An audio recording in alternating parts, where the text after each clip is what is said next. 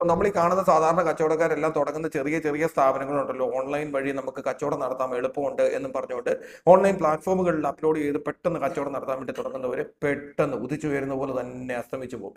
കാരണം എന്താണെന്ന് വിചാരിച്ചു കഴിഞ്ഞാൽ അവർക്ക് ക്യാഷ് ഫ്ലോയുടെ പ്രശ്നം വരും, ഉദ്ദേശിക്കുന്ന അത്രയും ലാഭം കിട്ടത്തില്ല. ഇതാണ് ഓൺലൈൻ മാർക്കറ്റിന്റെ ട്രാപ്പ് എന്ന് പറയുന്നത്. 1,00,000 രൂപയുടെ കച്ചവടം ഉണ്ടെങ്കിലും ഒരു 10-60,000 രൂപയെ കൈ കിട്ടുള്ളൂ എന്നൊരു അവസ്ഥ വന്നാലോ?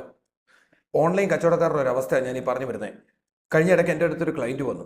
ഈ ക്ലയൻറ്റിൻ്റെ സംഭവം എന്താ അറിയോ? അദ്ദേഹത്തിന് ഏകദേശം ഒരു 4-5 ലക്ഷം രൂപയുടെ കച്ചവടമുണ്ട്. ഓൺലൈൻ സൈറ്റിൽ നിന്നാണ്, ഏത് സൈറ്റാണെന്ന് ഞാൻ പറയുന്നില്ല. പക്ഷേ പ്രോപ്പറായിട്ടുള്ള മണി മാനേജ്മെന്റ് അങ്ങോട്ട് നടക്കുന്നില്ല. ഏകദേശം ഒരു 25-35% ഇടയ്ക്ക് ഈ ഓൺലൈൻ സൈറ്റുകളെല്ലാം തന്നെ ചാർജസ് ഈടാക്കുന്നുണ്ട്. അവരുടെ പ്ലാറ്റ്ഫോം ചാർജസ് ആയിട്ടും കൊറിയർ ചാർജസ് ആയിട്ടും അങ്ങനെ പല പല പല ചാർജസ് ആയിട്ട് ഏകദേശം ഒരു 35% വരെ അവർ മേടിച്ചെടുക്കും.